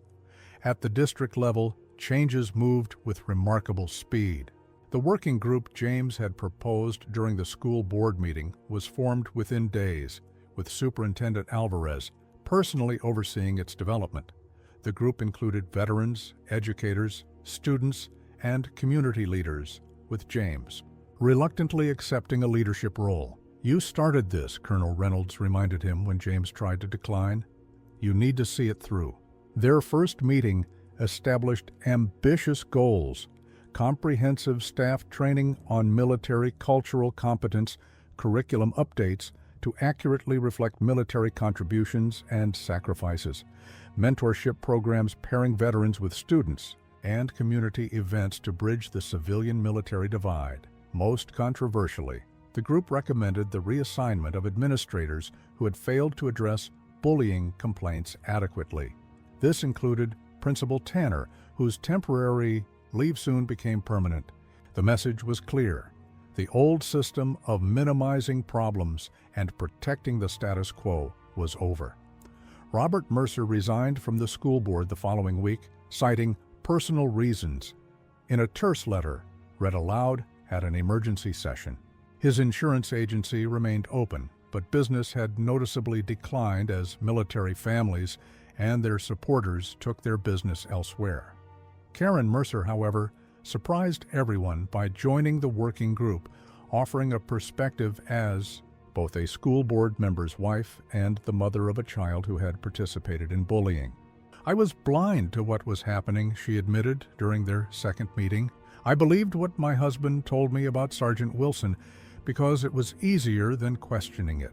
I failed my son by not teaching him to think critically about what he heard, to question assumptions, to treat others with basic decency regardless of differences." Her candor earned grudging respect from the other members, though trust would take longer to establish. By the third week after the incident, the district had drafted a comprehensive new policy specifically addressing the needs and protections of military children, the first of its kind in the state. Officially titled Protocol for Supporting Military-Connected Students, it quickly became known informally as the Wilson Protocol in recognition of the case that had inspired it. The protocol established clear guidelines for everything from enrollment procedures to counseling services, from staff training requirements to bullying prevention. Most importantly, it created accountability at every level, from classroom teachers to district administrators. Superintendent Alvarez presented the final draft to James and Emily over coffee at the local diner, now a regular meeting spot for the working group. "We've submitted this to the State Department of Education," she explained, sliding the document across the table. "They're considering it as a model for districts statewide." James reviewed the protocol with the same careful attention he once gave to mission briefings, noting the comprehensive approach, the clear procedures, the emphasis on both prevention and response. "This is thorough," he acknowledged, impressed. Despite his natural tendency toward understatement, "It addresses not just the symptoms but the underlying issues," Alvarez replied. "That was your insight from the beginning, that bullying of military children stems from broader misunderstandings and disconnects between military and civilian communities." Emily, who had been included in the working group as a student representative, pointed to a section on peer support networks. "This part was my idea," she said with quiet pride. "Having other military kids to talk to has helped me more than anything. Everyone should have that." The protocol was officially adopted by the Riverdale School District the following Monday. The implementation would take time, resources, and consistent effort, but the foundation had been laid for lasting change. As James filed a copy of the protocol in the same drawer where he kept his military decorations, he reflected on the unlikely path that had led here, from a Marine defending his country in combat zones, to a father defending his daughter in school hallways, to a community leader helping reshape educational policies. Different battlefields, different strategies, but the same core mission: protecting the vulnerable, standing up for what's right, leaving things better than he found them. These were the values he'd tried to instill in Emily all along. Now, watching her grow into her own strength through this challenging experience, he could see they had taken root. Jason Mercer wiped sweat from his forehead as he finished polishing the brass plaque at the entrance to the VFW Hall. Commander Phillips, a Vietnam veteran with a perpetual scowl, inspected his work with critical eyes. "Better," Phillips grudgingly admitted. "Now do the memorial stones out front." This was Jason's fourth weekend of community service, part of the consequences for bullying Emily Wilson. Initially assigned basic cleaning tasks, he had approached them with sullen resentment. But something had shifted during his second weekend, when an elderly Marine in a wheelchair had stopped to watch him mopping the floor. "You're Robert Mercer's boy," the man had stated. Not a question, but an observation. Jason had tensed, expecting recrimination or a lecture. Instead, the veteran had simply asked, "You know why you're here?" "Because I bullied someone," Jason had muttered. "No," the veteran had replied, surprising him. "You're here because you believed lies without questioning them, then used those lies to hurt an innocent person. There's a difference. The first is bad behavior. The second is a failure of character. The blunt assessment had struck Jason more powerfully than any punishment. Since then, he'd approached his service with more thoughtfulness, listening to the veterans' stories, absorbing their perspectives, gradually understanding the weight of his actions. Today, as he cleaned the memorial stones commemorating fallen service members, Jason noticed a truck pulling into the parking lot. James Wilson stepped out, accompanied by a man Jason didn't recognize. Jason froze, unsure whether to acknowledge them or make himself scarce. He'd delivered his public apology at the school board meeting, but had avoided direct interaction with Emily or her father since then, uncertain of his welcome. To his surprise, James walked directly toward him, his expression neutral. "Mercer," he said with a nod. "Sir," Jason replied, the respectful address coming automatically after weeks at the VFW. "This is Kevin Miller," James introduced his companion. "He served with me in Afghanistan." "Kevin, this is Jason Mercer." Miller extended his hand, which Jason shook hesitantly. "The commander tells me you've been working hard," Miller said. "Trying to," Jason admitted. An awkward silence fell. Jason gathered his courage and looked directly at James. "Mr. Wilson," I wanted to say, "again how sorry I am, not just for what I said to Emily, but for believing the things my father said about you. I should have thought for myself." James studied the teenager thoughtfully. "Yes, you should have. But learning to question what we're taught, especially when it comes from authority figures we trust, that's a difficult lesson. Some people never learn it." Commander Phillips emerged from the building, nodding to James and Miller. "Wilson, Miller, I see you've met our volunteer." "We have," James confirmed. "Actually, we came to discuss the Veterans Day program at the high school. We're looking for students to help coordinate." Phillips raised an eyebrow. "Mercer here has been organizing our photo archives as part of his service. Got a good eye for detail. Might be useful for your project."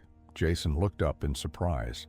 Was the commander actually recommending him? James considered this. "The working group meets Thursdays after school.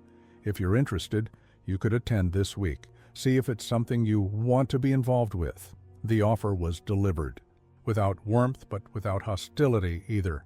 A neutral opportunity, neither punishment nor absolution.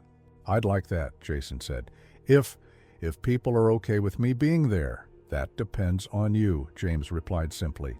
"Actions matter more than words." After James and Miller left, Commander Phillips fixed Jason with a penetrating stare. "You understand what just happened there?" Jason shook his head, confused. "That man whose reputation your father dragged through the mud for years, whose daughter you tormented, he just offered you a path to redemption. Not forgiveness, that's earned over time, but a chance to be part of something constructive instead of destructive." Phillips poked Jason's chest with a gnarled finger. "Don't waste it." Across town, Emily Wilson was experiencing her own form of redemption. The military kids support group had expanded to 15 members who met twice weekly during lunch periods. What had begun as a safe space for sharing common challenges had evolved into an advocacy organization working to implement the new district policies. Today, they were interviewing candidates for the new principal position. As a student representative, Emily had an advisory vote, a responsibility she took seriously. "What experience do you have with military families?" she asked the current candidate, a middle-aged woman with an impressive administrative background. "My brother served in the Navy for 20 years, the woman replied. His children attended 5 different schools due to relocations. I saw firsthand how difficult those transitions could be, especially when schools didn't understand the unique challenges military kids face." Emily made notes, appreciating the personal connection, but looking for more specific professional experience. The candidate seemed to recognize this. "More relevantly," she continued, "in my previous position, I implemented a peer mentor program specifically for military children. We paired new students from military families with established students who understood military culture. Eased transitions, reduced isolation, gave them immediate allies in a new environment. That earned a more substantial note in Emily's evaluation. The peer-mentor concept aligned perfectly with the support structures being developed under the new protocol. After the interview, Mr. Diaz pulled Emily aside. "You're asking excellent questions, very insightful." Emily smiled. "I've had good examples of what leadership looks like." She thought of her father, how he had approached the school situation. With the same methodical problem-solving he applied to everything, how he had sought system-wide solutions rather than mere personal vindication. That evening, when Emily mentioned Jason might be joining the Veterans Day Planning Committee, James showed no surprise. "People deserve second chances," he said. "Not automatic forgiveness, but opportunities to demonstrate change." "Is that what you're giving Mr. Mercer's son? A second chance?" James considered this. "I'm giving him the opportunity to earn one. There's a difference." Emily nodded, understanding. Her father had always emphasized the relationship between actions and consequences, both negative and positive. "The hardest person to face after making a serious mistake isn't the person you wronged," James continued, drawing from hard-won personal experience. "It's yourself. Jason is young enough that this experience could shape him for the better if he's willing to do the work." Redemption was unfolding across Riverdale in various forms. Jason Mercer learning difficult lessons about character and accountability. Emily Wilson finding her voice as an advocate. The school system acknowledging past failures and implementing substantive reforms. Even Robert Mercer, though still absent from public life, had quietly reached out to Colonel Reynolds, requesting a private meeting. Reconciliation would be complicated and might never be complete, but the first tentative steps had been taken. The process wasn't instantaneous or easy. True redemption never was, but the path forward had been opened, not through forgetting or minimizing past wrongs, but through acknowledging them honestly and committing to something better. The email arrived on a Tuesday morning, its sender address alone enough to capture James Wilson's attention, Pentagon.mil. He read it twice at his desk in Henderson's Hardware, then forwarded it to Superintendent Alvarez with a brief note. "Is this legitimate?" Her response came within minutes. "Yes, I was notified yesterday. This is really happening." The message was from the Office of the Secretary of Defense, requesting James's participation in a panel discussion on military family integration among civilian communities. The event would take place in Washington, D.C. the following month, bringing together educators, military family advocates, policy experts, and veterans to discuss best practices and develop national guidelines. The Wilson Protocol has garnered significant attention at the highest levels, the email stated. Your perspective, as both a combat veteran and the parent who initiated these changes, would be invaluable to our discussion. James's first instinct was to decline. Public speaking had never been his strength, and the thought of addressing Pentagon officials made his stomach tighten. But before he could compose a polite refusal, his phone rang. "Colonel Reynolds, you got the invitation," Reynolds said without preamble. "I'm calling to make sure you accept it, Tom." "I'm not the right person for this," James objected. "I'm not a policy expert or a public speaker." "That's exactly why you are the right person," Reynolds countered. "They've got plenty of experts and professional speakers. What they need is someone who's lived it, both as a Marine and as a parent, fighting for his child in a system that wasn't designed to support her." James remained unconvinced. "Surely there are better candidates." "There aren't," Reynolds stated, firmly. "And it's not just the Secretary's office that's interested. The President's Domestic Policy Council has taken notice. They're considering an executive order on military family support, and your case study is being cited as the catalyst." The conversation continued for several minutes, with Reynolds methodically addressing each of James's objections. Finally, when it became clear that this was about something larger than his personal comfort, James reluctantly agreed. "Emily will need to come too," he stipulated. "She's as much a part of this story as I am. More, really. Already arranged," Reynolds assured him. "Her perspective as a military child is equally important." That evening, James shared the news with Emily over dinner. Her reaction surprised him. "Dad, this is huge!" she exclaimed, her eyes wide with excitement. "Do you realize what this means?" The Wilson Protocol could become a national standard. James managed a small smile at her enthusiasm. "It's just a panel discussion. No guarantees it leads to anything." Emily shook her head at her father's characteristic understatement. "It's the Pentagon, Dad. They don't invite random people to panel discussions unless they're serious about implementing changes." The following day, Superintendent Alvarez requested a meeting with James, Emily, and the working group that had developed the local protocol. The superintendent's office was crowded with educators, veterans, and community members who had contributed to the initiative. "I've received calls from education officials in 3 states requesting copies of our protocol," Alvarez informed them. "Virginia's Department of Education is considering mandating similar policies statewide. What started in this room is spreading faster than any of us anticipated." Ms. Hernandez, who had become a leading voice in the working group, pulled up a presentation on her tablet.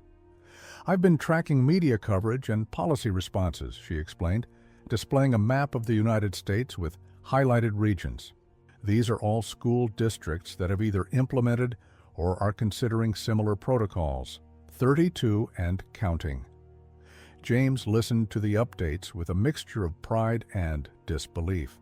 What had begun as a father's intervention on behalf of his daughter had evolved into something he never could have imagined. "The most encouraging aspect," Mr. Diaz added, "is how this is affecting actual students.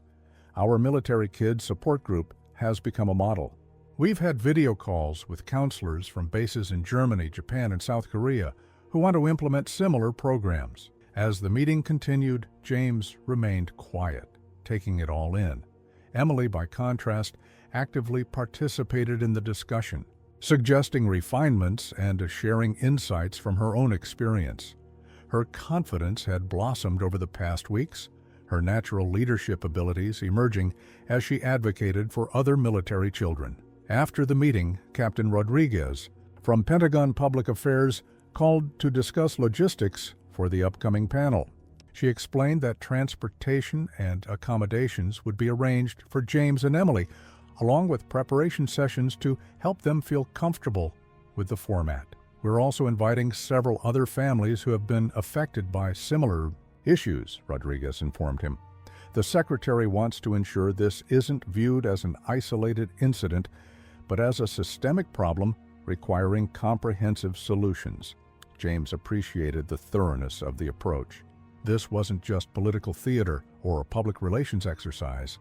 The military was treating the issue with the seriousness it deserved. That night, as he prepared for bed, James found himself staring at the shadow box containing his military decorations. Emily had convinced him to display them after years of keeping them hidden in a drawer. The bronze star with V device, the Purple Heart, the Combat Action Ribbon, physical representations of his service and sacrifice.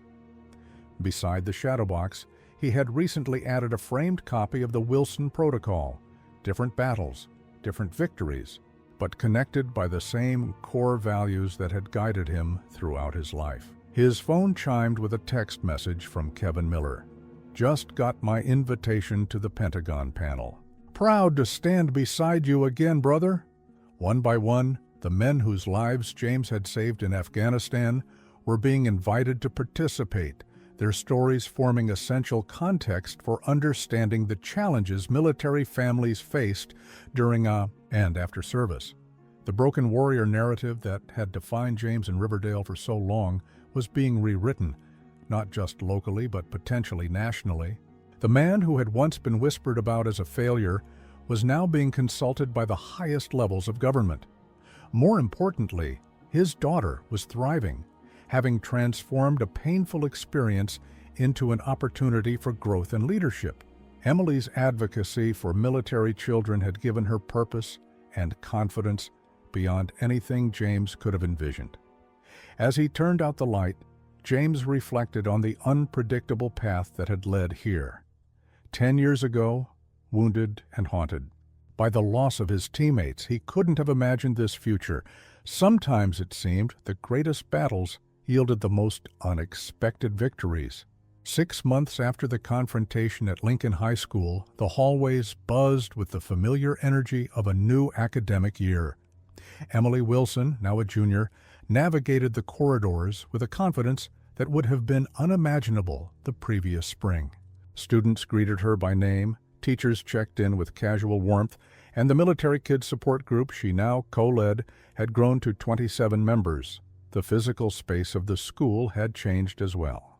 A glass display case near the main.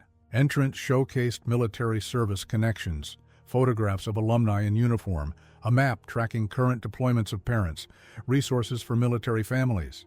The fall bulletin board featured upcoming Veterans Day events, including a school community breakfast organized by student leaders. Lincoln High's new principal, Dr. Elaine Carter, the candidate Emily had favored during interviews, had made the Wilson Protocol the centerpiece of her administration. Military cultural competence training was mandatory for all staff. Peer mentors helped new military students integrate smoothly. A dedicated counselor specialized in issues affecting military children. "It's almost unrecognizable," Ms. Hernandez remarked to Emily after their weekly support group meeting. "In the best possible way." Emily nodded, watching younger students from military families chatting comfortably with their civilian peers.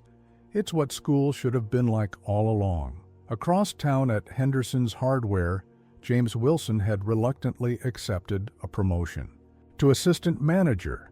His quiet competence and problem-solving abilities had made him invaluable to the store, especially as his manager, Mark, transitioned toward retirement. "You've got a head for systems," Mark had told him. "You see how all the pieces fit together." The same skills that had made James an effective Marine now served him well in civilian leadership: attention to detail, strategic thinking, and the ability to remain calm under pressure. He still preferred working directly with customers, helping them find exactly what they needed, but was gradually growing comfortable with broader responsibilities. The changes extended throughout Riverdale. The working group James had proposed at the school board meeting had evolved into a permanent community alliance, bringing together military and civilian residents to address shared concerns. The VFW Hall, once a quiet refuge for aging veterans, now hosted regular family events and community service projects. Even the Mercer family had found a new equilibrium. Robert had stepped back from public life, focusing on rebuilding his relationship with his son. Karen had become an unexpected ally in implementing the Wilson Protocol, using her connections and organizational skills to secure resources and support. Jason Mercer, now a senior, had transformed more dramatically than anyone might have predicted. His community service at the VFW had extended long past the required hours. Under Commander Phillips's gruff mentorship, he had developed genuine respect for veterans and their experiences. While he and Emily maintained a respectful distance, their occasional interactions in school committees remained civil and productive. The most significant change, however, was less visible. The whispers about James Wilson, the insinuations, the rumors, the mischaracterizations of his service had ceased. In their place was a new narrative, one based in truth rather than speculation. The story of a Marine who had saved his teammates at great personal cost, who had rebuilt his life around his daughter, who had transformed a painful experience into positive change for an entire community. That narrative had spread far beyond Riverdale. The Wilson Protocol had been adopted by school districts in 17 states. Military family advocacy organizations cited it as a model for educational policy reform.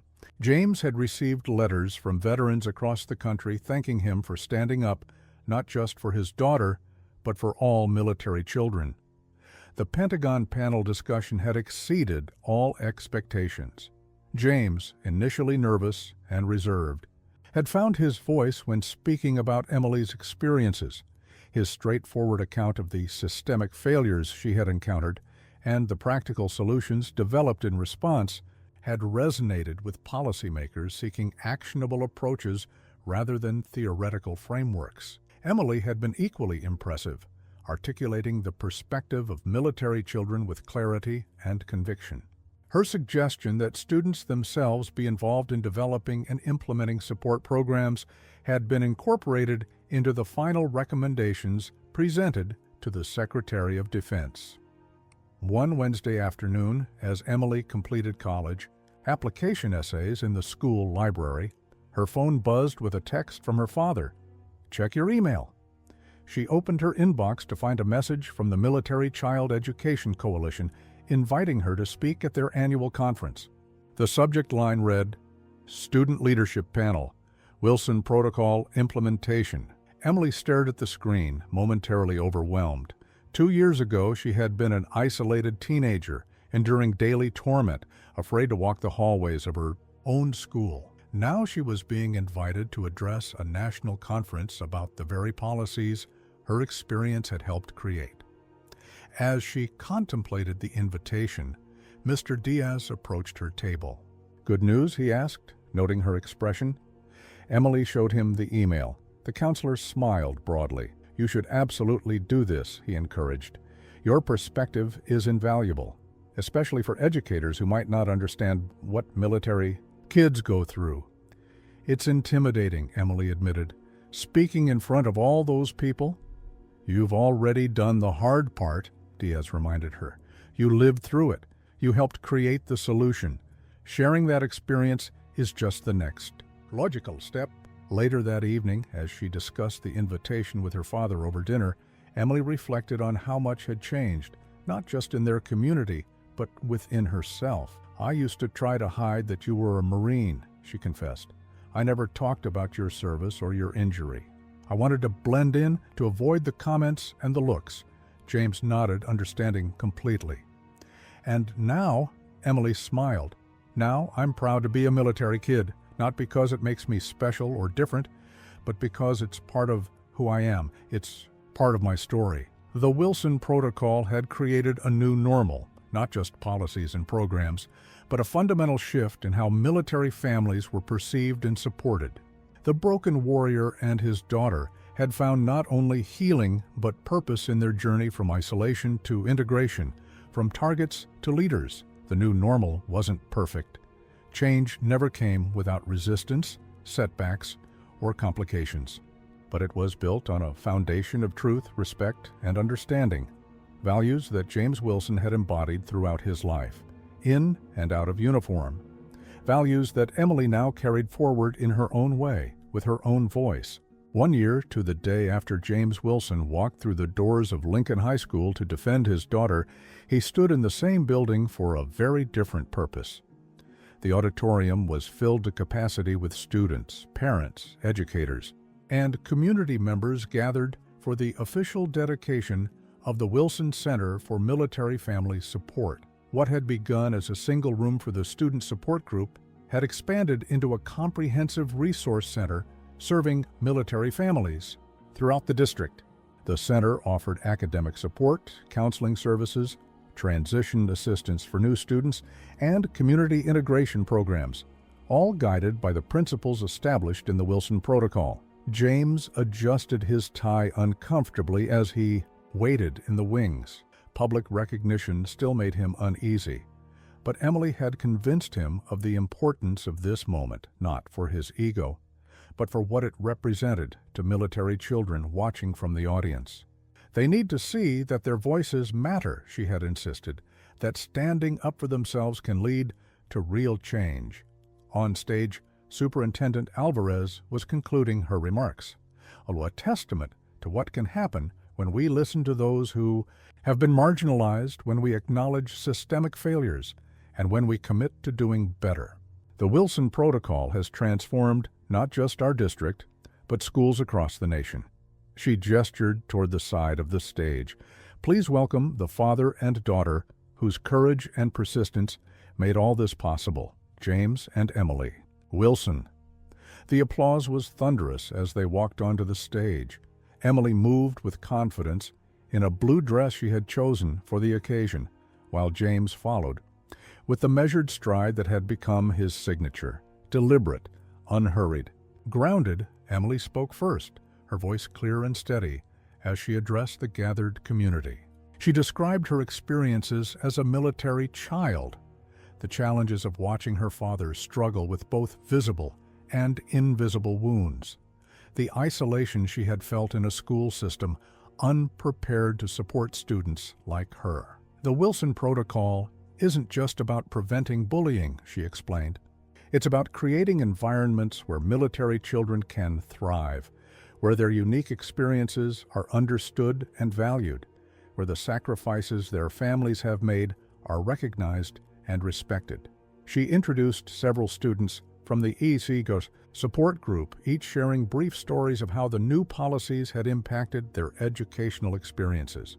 A freshman whose father had recently deployed to Africa, a senior whose mother suffered from service-related PTSD, a sophomore who had attended 7 different schools before arriving at Lincoln High. When it was James's turn to speak, he approached the microphone with the same quiet dignity that had commanded attention in the counselor's office a year earlier. "I'm not a public speaker," he began, his voice low but carrying clearly through the auditorium. "I'm just a father who wanted his daughter to be safe at school. What happened after that, the protocol, the policy changes, this center, that wasn't my doing. That was all of you recognizing a problem and committing to solve it."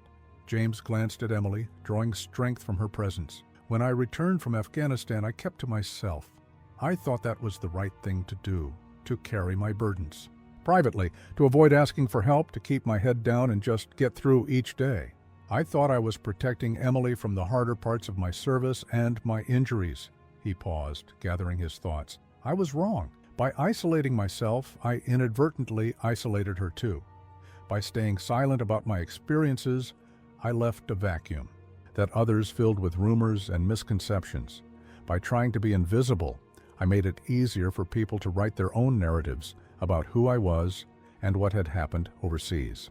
The auditorium was completely silent, hundreds of people hanging on his every word.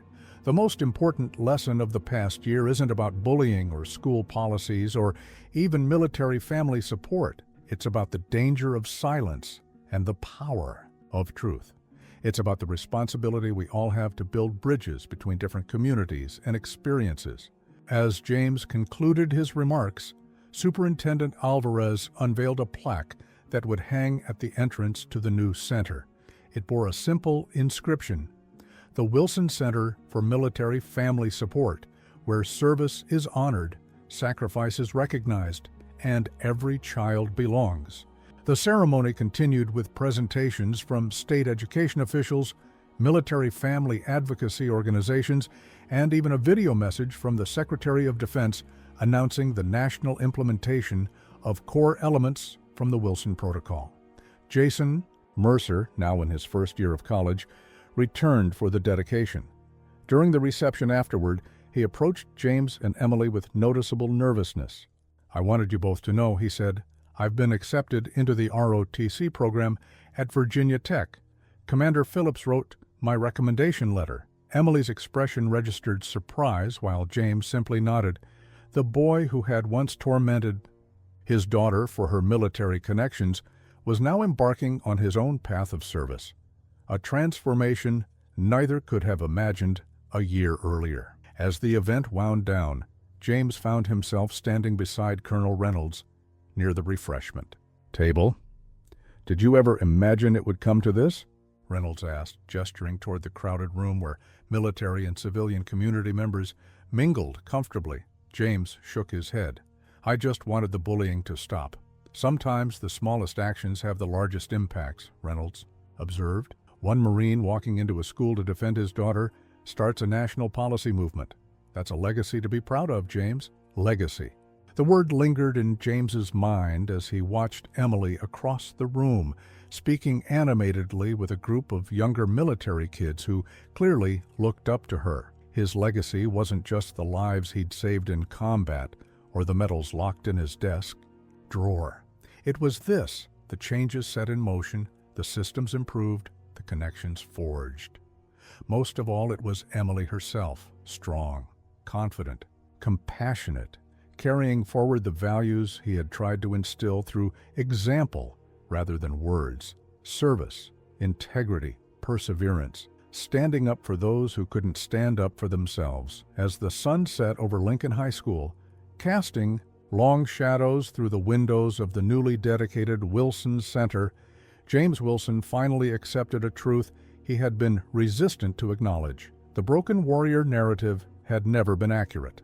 He hadn't been broken, just bent by circumstances, tested by adversity, transformed by experience, and now, watching his daughter's growing leadership and the community's evolution around them, he allowed himself to recognize the final piece of his healing journey, finding purpose not despite his wounds, but because of them. The legacy of James and Emily Wilson would continue to unfold in policies implemented, in lives improved, in bridges built between military and civilian worlds. But its foundation had been laid in that moment of decision 1 year ago, when a father refused to let his daughter face injustice alone, when a Marine applied his training to a different kind of battlefield, when the system that had failed them both was transformed through their unwavering determination. Some battles changed history, others changed hearts. The most important ones did both.